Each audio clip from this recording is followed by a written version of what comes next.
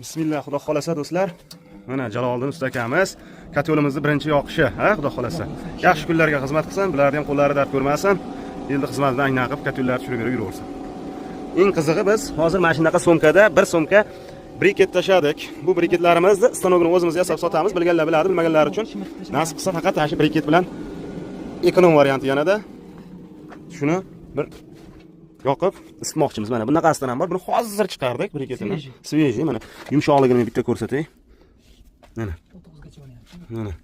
Yumshoq. Unisi esa qattiq. Bunga bir 2-3 oy bo'lgan chiqqan ekan. Ko'rdingizmi qattiqligini? Xo'p.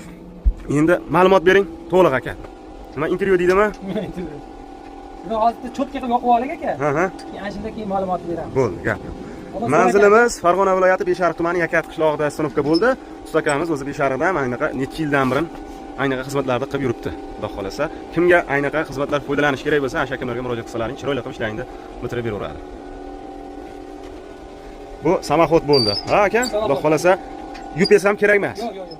Svet o'chsa ham zakonni hamma yo'g'i o'sha kontrol bo'lgan ishlayveradi. Ko'ramiz sizlar bilan birgalikda. Buni keyingi videoyimizda albatta bundan keyingi videoyimizda chiqishini kutinglar.